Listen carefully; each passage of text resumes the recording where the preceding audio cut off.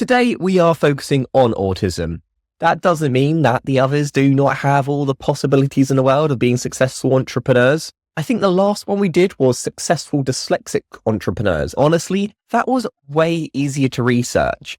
There really aren't that many openly autistic entrepreneurs that are bringing in the big bucks. That being said, there are lots of grassroots entrepreneurs, and I think their work is just as impactful, if not more, in their own way. We will look at a nice variety.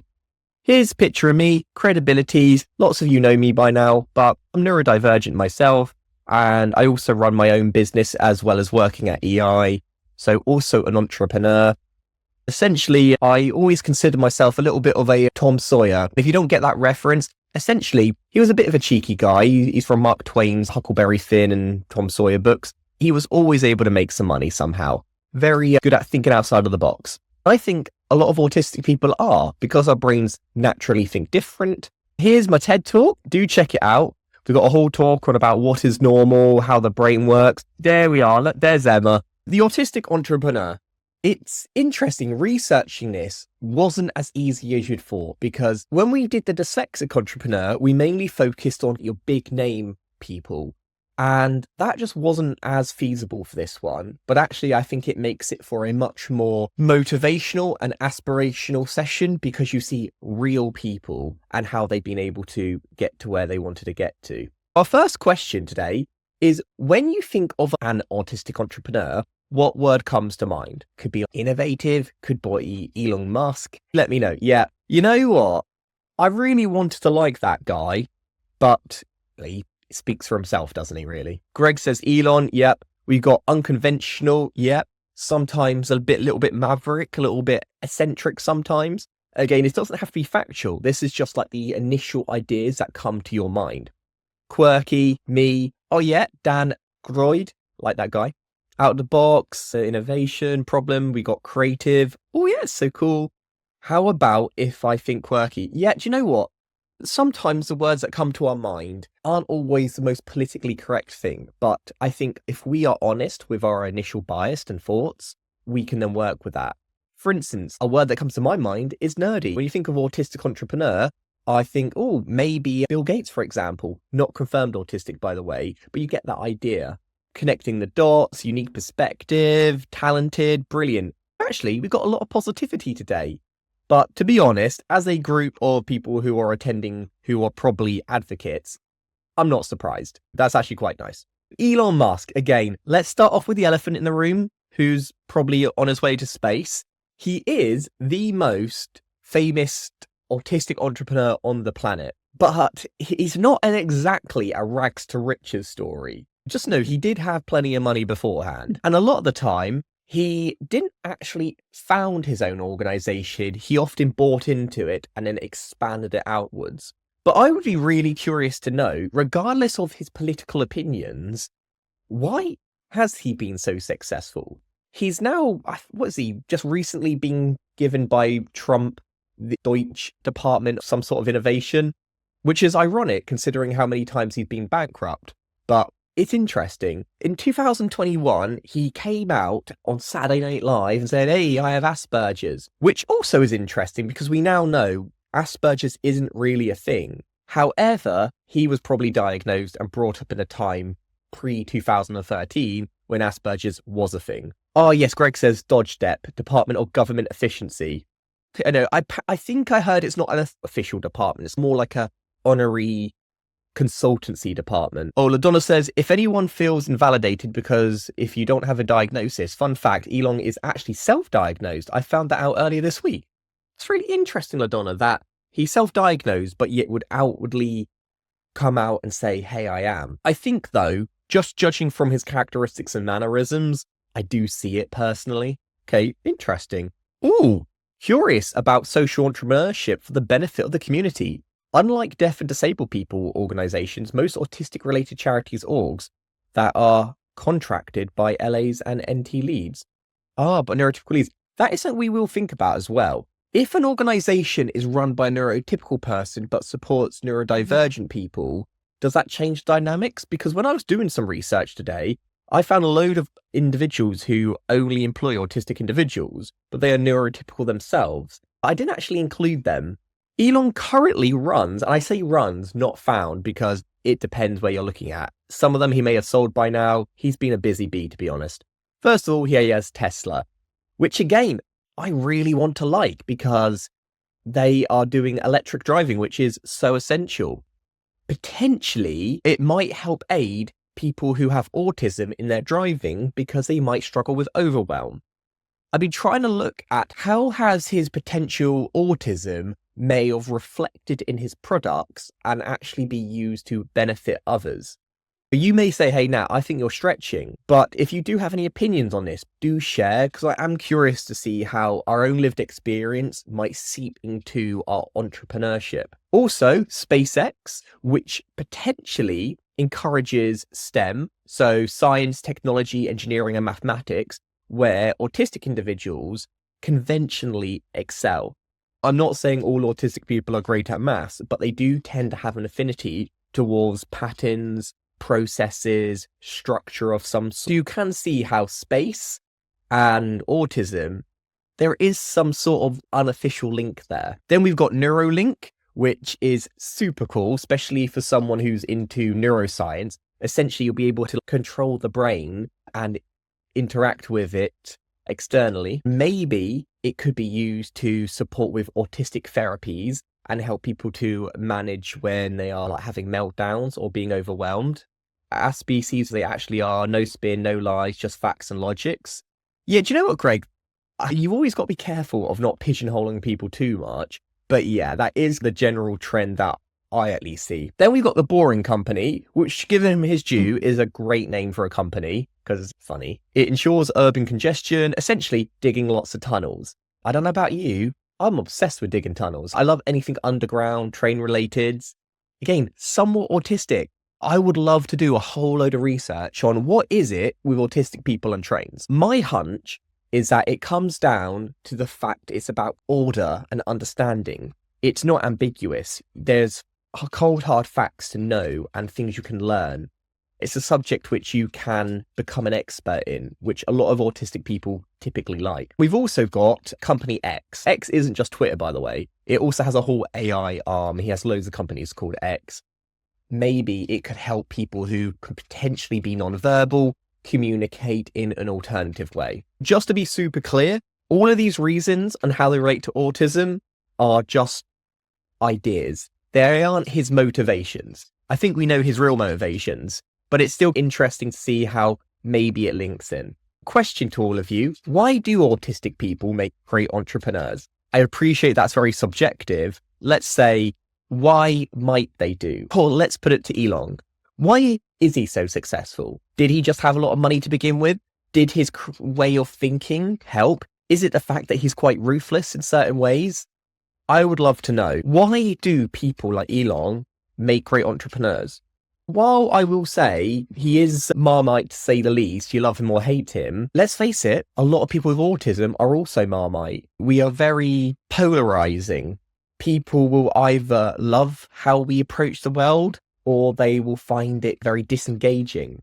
Oh, Mackenzie says, the self-driving car presents an interesting real-world application of the trolley program. It certainly does.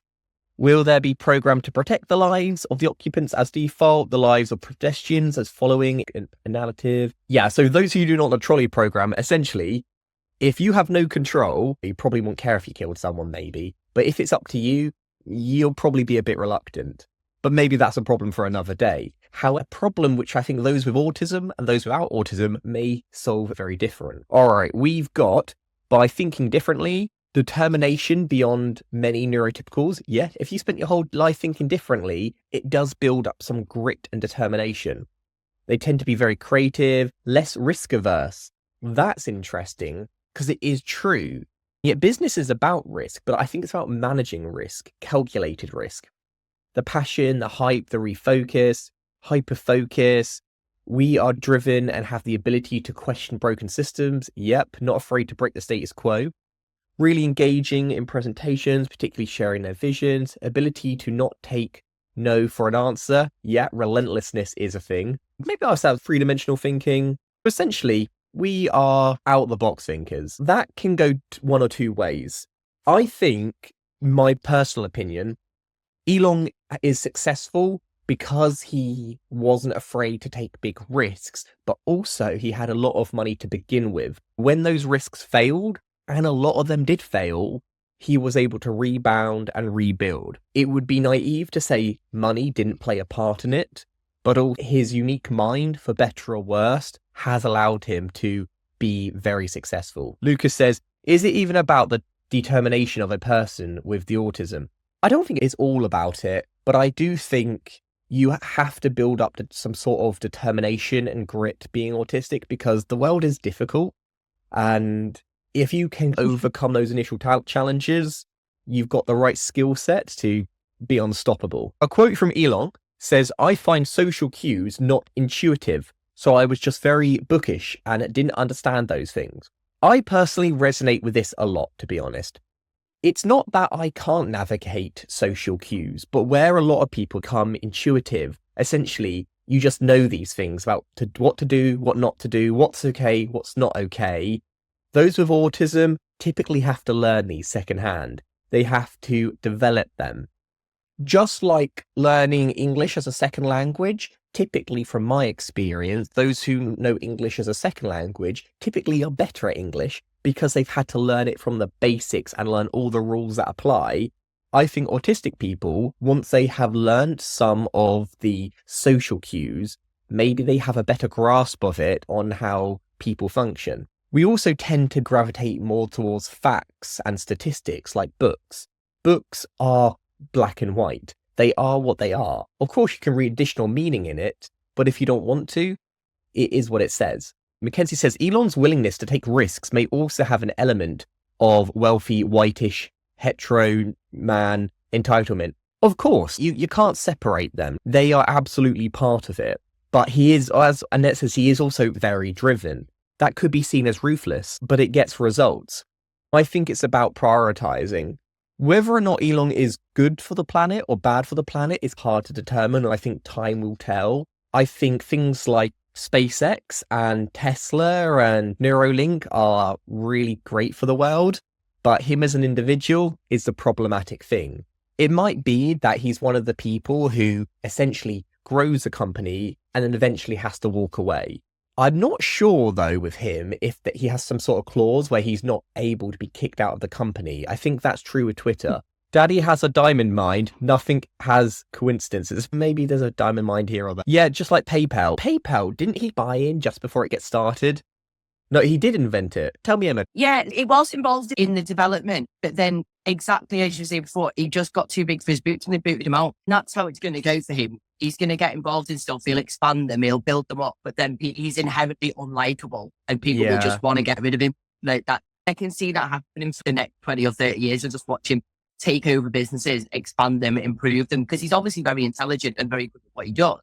But he's inherently a really unlikable person with some really negative traits. You'll just watch him move on because he'll keep getting booted out of everything. That's a really interesting view, and I do agree. You know what? I'm empathetic towards him because I can also resonate with having brains, but not being very likable. And it's tough. It's very conflicting. You have to believe that people are inherently good, but he has very strong views and opinions.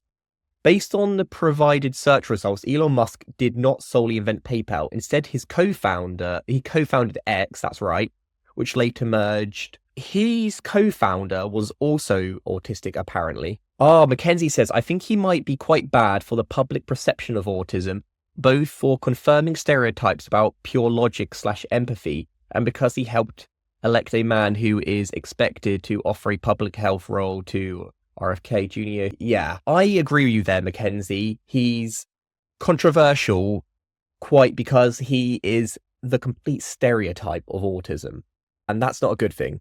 My question is, Musk, is he a good example of an autistic entrepreneur? When we talk about autistic entrepreneurship, should he be the poster child, or is he just a bad example? I see a lot of you can disagree. I do see, if he wasn't doing evilly things, I would say I could see how it could be misinterpreted, some of his actions. But yeah, it's tough. He's genuinely not great at employee well-being. That's true. I've heard a lot of things about bullying. Also, with Tesla, he has service centers taking phones out so that customers can't get in touch with them. He's very productive, very efficient, but you need a balance. That's why I say autistic people typically are specialists and not generalists. For a successful organization, you need to have both type of thinkers in a leadership position. Next, let's move on to Pokémon. Slightly nice, a lot nicer. Satoshi Tajiri, creator of Pokémon. When you Google autistic entrepreneurs, he comes up. It should be noted, he ain't autistic, or at least not officially. A lot of people saw how he is and applied autism to him. That is in itself a little bit precarious. Game Freak, the company that owns Pokémon, has confirmed he doesn't have autism, or at least he isn't diagnosed. I don't think that means that you can't resonate with him, because I see a lot of autistic quality and traits. It's just worth noting that one of the poster childs of autistic entrepreneurs is not officially. Apparently, though he's the creator of Pokémon, he has not publicly commented on his autism. You look through the internet, there isn't anything which officially says he is. He does have a unique view of the world and his own experiences, which you can actually see impacted in the Pokémon games. Word to wise, don't go overly quoting that he's autistic. The question on that is, how might assumptions about a creator's personal characteristics like autism shape our understandings and appreciation of their work? For example, if you think he's autistic, does it change how you view Pokémon for better or worse? Could that be applied in other settings? Is being seen as an autistic entrepreneur beneficial to the work or product or not? Or does it add no value whatsoever? Is it redundant? Do we even need to care whether or not someone is autistic? Representation matters. Yeah. I think it's great to see yourself reflected in other people, particularly those who may be somewhere where you have aspirations to get to. Increased expectations. That could be taken positive or negative, couldn't it? People are like, Nat, when are you becoming a millionaire? I'm like, I'm getting to it. It takes time. Mulder says, I feel the statement that autistic people are specialists, not generalists, is overly generalizing. It is overgeneralizing. I agree with that. I am in AT management and Amber detailed work because I love systems and governance framework, which makes me a general manager. I get horribly micromanaged. I take that. I think what I was just trying to say is more like how our minds work, but not necessarily in terms of positions that we might take. There are both positives and negative stigmas associated with autism, but in short, any prejudging screws honest responses. Yep.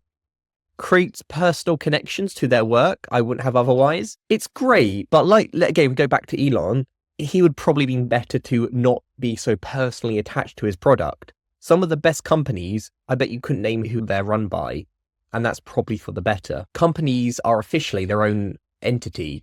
They are beyond an own person. Another person I want to bring up is John Elder Robinson. You may not have heard of him, but he is, I think, a great example of an autistic entrepreneur. He owns Robinson Service Company, high-end car restorations, very passionate about cars. Like most autistic people, we have special interests, things that we get super passionate about. He was diagnosed later in life, and he has used his experience to write many books to inspire, to engage people. What I love about this is while he writes a lot of books about autism, ultimately his key thing that he's known for is his jobs and the things that he specializes in. A quote from him is that building up a weakness just makes you less disabled. Building a strength can take you to the top of the world. If you agree with this, let me know. Building up a weakness, so essentially working on something you struggle at, just makes you less disabled. But building a strength can take you to the top of the world. I think this quote really demonstrates the spiky profile, what we often talk about. If we are just supporting the things we struggle at, all that does is make us less disabled in this neurotypical world. But if we really push the things that we excel at, now will make us successful. A question related on the back of that, how might focusing on strengths rather than weaknesses reshape our approach to personal development and success? I ask this question because all the entrepreneurs that we're covering today have done just that. They focus on the strengths and not the weaknesses. Building up accessibility will make us less disabled. Yes, because as we say, the disability is not the autism. It is the societal views, expectations around us. I will say, though, these questions are challenging, but they are meant to be thought-provoking. Simply a more positive mindset. Yeah, if you're always telling yourself you can't do something, you're probably not going to do it. But as some of you said, I saw a comment about bullying. If people are always telling us we aren't very good, we will probably start to believe that. This is why, if any of you are parents, it's so important to be strength-based. That doesn't mean that we are forgetting the challenges, but we must put more emphasis on the strengths. Strength, self-esteem, which allows us to take more risks, allows us to create our own jobs doing what we want. Absolutely. I think that's why a lot of us do become entrepreneurs. Giving confidence that can help us succeed. If you're already strong in something, building it even more can take you so far beyond others and ability to be something really special. I think that's what I meant when I said autistic people are specialists, is that we will put all our eggs in one basket. While that is normally seen as a negative, I think with autism, it has been the thing that has allowed a lot of us to be successful. Complex thinking is a big strength, just needs to work on the delivery. Yep, I see that. Strength-based approaches, avoiding toxic positivity. Yeah, and that's why I say we do not forget the challenges. You can go too far off the extremes. Making it easier to leave an organization that celebrates your skills. No one's perfect. Weaknesses are indicative of areas we need to work on or for our own benefit too. Yeah, would you trust someone who is perfect? Probably not. A bit of vulnerability is very grounding. Now I'm going to go to someone who is just an average person, to be fair. I got them on LinkedIn. I see them all the time. They are autistic and they have also started multiple companies. They work a lot in allyships, Lee Chambers. A good person to follow on LinkedIn. He does a lot of work for women, which is really great. He's a big supporter of allyship. Essentially, you don't have to have something in order to be a supporter. I think the same is true with autism. Do you have to have autism in order to be an autism advocate? Of course not. And that kind of brings us back to the question, should companies that support autism be founded by people who are autistic, or actually, does it not matter? You tell me. He was diagnosed only in 2021. Definitely a more grounded person. A question to build on the back of Lee is that what are some of the strengths of autistic individuals that can benefit businesses? As we said, we're not talking about toxic positivity. We're just saying we focus on the negatives way too much. Let's put some energy in the strength. Are there some kind of inherent quirks or skills or traits that relate to autism which actually make us good business people? We're uniqueness, conscientiousness, analytical, attention to detail, honesty. We must be mindful not to overly pigeonhole, but I think it's fine to say that there are traits that we see in a lot of us. Not all, but a lot of us. Hyper-focus, problem solving, strategic thinking. Essentially, doesn't matter how you solve a problem, but it's about solving it in a way that someone else hasn't thought of before.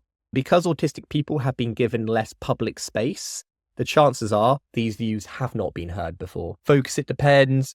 We've got having opportunities of exposing better understandings on autistic executive function is rather important for promoting neurodiversity, I guess. Yeah, I'd say these are all really great, by the way.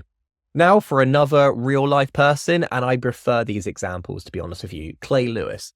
I'm guessing a lot of you may have not heard of Clay, but Clay's great. He was only 22 when he founded his own bin cleaning company with a pressure washer.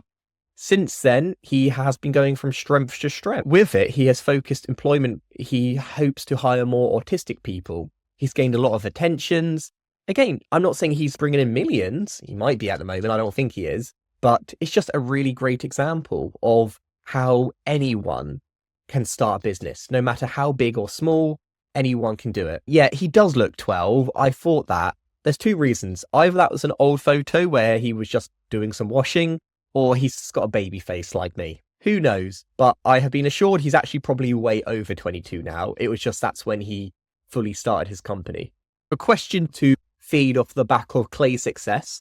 How can entrepreneurship serve as an alternative path for those facing employment barriers due to neurodiversity? This question stemmed from the fact that Clay struggled with employment. He thought, screw it, I'm going to create my own company. That's how a lot of entrepreneurs start. They try and follow the status quo. It's not for them. They go their own route. Mackenzie says, I think it matters that autism center organ that autistic perspective experiences Many lived experience roles are currently open to parent carers as well as autistic people, which, given that their children will have very different concerns than autistic adults, and that unemployment rates in the autistic community is much higher than autism, is problematic. I agree with you, Mackenzie, on that. I think it's absolutely great to have allies who aren't autistic, but the risk of having autistic parents lead the way is that they base a lot of their experience on their own selves. It's not to say that it has to be that way, but it's definitely something that I've seen. People with the world's best intentions, but unfortunately the execution doesn't quite hit the mark. All right, we've got finding someone that plays into their passion, interest, and working outside removes the difficulties. Not having a boss free reign in free thinking. I started my own company because I was sick of trying to convince co-workers and managers of the right actions to take. Yep, we can work in an environment, we can design for ourselves and make it inclusive. People with neurodivergence other than autism can also start their own business completely.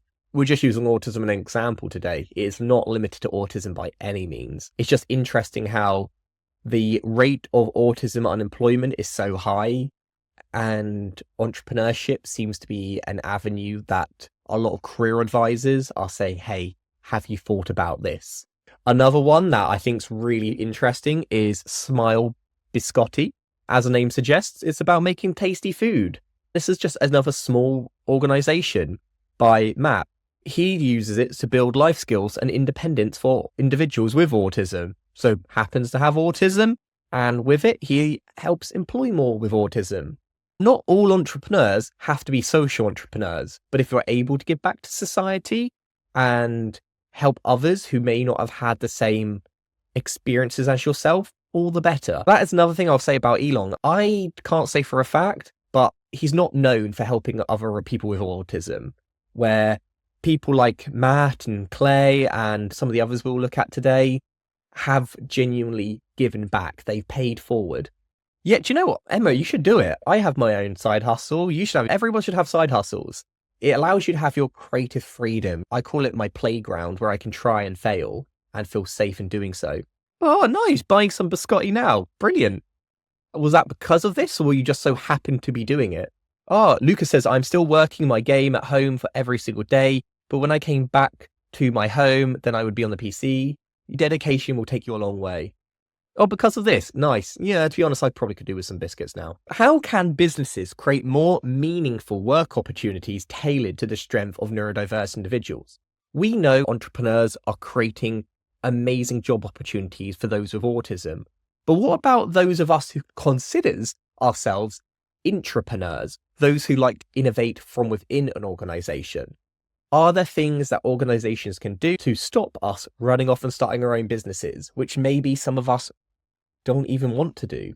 Because while I am a big advocate of entrepreneurship, it's got to be said, it's not for everyone. People should choose it because it's the right thing for them, not because they feel there is no other choice or option for them within mainstream businesses. How do you balance having an employer and a side hustle? My current work takes so much energy, I don't have anything left for something additional. That is a good question, and burnout is a real thing. Personally, I have very much struggled to do multiple things at once, so my approach now is I call my other venture like my pocket money, something I do for fun, and I make sure that my livelihood isn't reliant upon it. Because for me, I just don't have the mental capacity to do multiple. What some people could do is say go down a few days a week and do part-time, or just do 1 hour towards it. But I think you have to be reasonable. If you are doing double the amount of work, you're going to burn out. There has to be some kind of a cutoff point. And maybe that's reducing your hours. Maybe that's using some of your annual leave. It's bootstrapping where you work your way up. Takes time. It's also useful to know that you can't do it all on your own. That's why if you're able to bring other people on, even if it's freelancers, people who help you now and then, it makes a big difference. Okay, we got trust, we can do the work, actually care, individual to listening, can be assumed they ask, believe in them, actually ask the ND folks, don't micromanage, encourage innovation, go beyond compliance. Yep, that's great. Essentially, listen to people and take action. Okay, these are really great, by the way. Oh, Daniel's a really good one. I read that he was non-verbal, at least was for a long time, and he created fire starters, which are like firelights. His autism and OCD didn't hold him back. And since then, he has been able to expand to multiple retail locations. Still very much an up-and-comer, but has gotten past the first threshold. And he has full intentions to hire more people with autism. I'm showing him not because he hires more autistic people. I think that's cool. But just the fact that even someone who would struggle in conventional employment was able to make a real success for himself and open the opportunity to others. Definitely worth checking out if you want some real life inspirational stories that aren't funded by your parents' diamond fund. One more question before we hit the road. How can small businesses leverage growth to create more inclusive employment opportunities for neurodiverse individuals? What I mean by this is as you go from a small startup to growing and expanding, at what point can you start your inclusivity journey? Some people have this mentality that when I make it big, then I'll start helping people. But until then, I'm looking after number one. Can you still be inclusive and create opportunities and do the right thing, even when you are bootstrapping or developing? I've been offered an opportunity to train as an ADHD coach by the organization I'm involved with. Awesome. I think take the opportunity, do it. You'd be a great ADHD coach. How to know if someone has autism or Asperger's? Essentially, you need to get a diagnosis. But if that's not possible for you, it's more about, do you resonate with some of the challenges and strengths that are associated? And do you think using a label will help you navigate situations and help people understand you better? Asking helps a lot. But I will say though, if you are an employer, best not to ask someone, seen as discrimination. But what you can do is create a space where people can disclose and talk openly. We got from the beginning, should neurodiverse people not be involved at the very start, if considering their skills and strengths? Ideally, yes. Of course, do we actively search for autistic people? Or is that kind of positive discrimination? Or do we just create an environment where they are able to access it should they want? I would sell anything from toys from China. Nice. I used to sell DVDs. They were dodgy DVDs, like ones I scanned on my computer back in the day. But yeah, we've all started little businesses. I used to cut grass, I used to do anything. Is it easier to embed inclusivity from the foundation? Yeah. Start with inclusive, win-win. We all agree the start is the right place. Do not wait until you think you are able to. By that point, your culture is formed. Office culture is so difficult to change. You can trust me on that. It's part of my job. Really difficult to change. Doug says from the beginning, otherwise keeps getting put off. It's true. I know companies that are massive that I'm working with that have had no diversity or inclusion training whatsoever. Genuinely quite shocking. Oh, actually, there is one more because I think this is a good one. Derek, another real life example, is the founder of Bike Doctor. And yeah, quite simply, at 16, he liked fixing bikes, so he started doing it and he started getting paid for it. And eventually it grew and it grew. And now he donates a portion of his profits to disability rights. These are all social enterprises, meaning they're doing good in the community. But even if they weren't, I still think these are great ideas. Rather than saying, hey, you need to do something you do not enjoy, find what you enjoy. If you enjoy it, you will make money from it. A few honorary mentions, Temple Grandin. She is an entrepreneur. She has made many books. She's created a fair few different inventions and just overall a great example. What I love about Temple is that she doesn't make a whole life about autism. It is a tool which has allowed her to innovate, but it isn't her sole identity. I've actually met Temple online, that is, and lovely person, but definitely has a unique way of seeing the world. She is even known about her animal behaviorism. Absolutely right, Lucas. She's like an animal whisperer. She's really great for livestock and cows and things like that. Oh, so many. I actually thought I was running out. There are so many autistic entrepreneurs. There's also some great authors, such as Holly Smale. I've not read her books, to be honest. I would be curious maybe for another day to talk about autistic authors and maybe how the writing and the themes might be slightly different. Whoa, you met Holly. Nice. To be honest, she looks like a nice person. We've got Temple has done a lot of animal rights and emotions. Yeah, do you know what? While I'm a vegetarian and I don't like killing animals, and Temple has led to more animals being killed, animals are going to die whether we like it or not. What she has done is made it more of a humane process that has made their last days more comforting. It still is a positive. Discussing autistic authors and poets would be great. You know what? I'm still coming up with the ideas for webinars for next year, so I might look into that because there are some, not just autistic, but some really great neurodivergent authors. And some honorary mention, Peter, he's the other guy who co-founded PayPal. Also a bit of a Trumpy jerk, to be honest, but still very successful. Heart Verity, I personally don't know much about them, but they did like interior design. Susan Boyle, you could argue she's not an entrepreneur, but I would say she has made a lot of money. Ben Blanchett, founder of Speakers with Impact. Again, not that personally aware with them, but one I found. We've got others. One which I thought was quite interesting is Etsy and eBay sellers. These are people who aren't big names. You're not going to be able to Google them, but they have created their own businesses. They have used their unique interests in order to create a solid foundation. I put Greta, though she's not actually an entrepreneur, she has still been instrumental in creating a social movement, which I think deserves recognition at very least. But yeah, there are lots of them, to be honest, and this is just a few. I think the best ones available are the ones we aren't that aware of. Now, just to end up with, if any of you are autistic and entrepreneurs, and in the UK, I must say, there is grants available to you. A lot of people may have heard of Access to Work before, but it isn't just open to people who are in a business. It's also open to entrepreneurs. If you are earning over £6,000 a year, you are eligible. Or if you have a business plan that projects revenue for the next 2 years, you can also be eligible. I would recommend looking at Access to Work in the UK if you are autistic and looking to start a business, already have a business. If you are not in the UK, you can still have workplace needs assessments via us, but there would be a charge. It's good to know if you think that may apply to you. If it does, you can just go on our website and find the information there.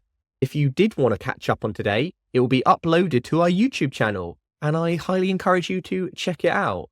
If you go on our YouTube channel, we are doing very well. We've come a long way in the last couple of years. If you want to connect, by all means, go to exceptionalindividuals.com and you can find out more about us. You can drop me an email, or you can even add me on LinkedIn. Do stay in touch, keep asking questions, stay curious, and hopefully we'll get to see you next week. We're done. Thanks everyone for attending. So great. Thank you everyone for the lovely comments. Really appreciate it. Oh, I'm glad you found it interesting, Melanie. I will watch your TED Talk during breakfast. Brilliant. I really appreciate that. Fantastic session. Brilliant.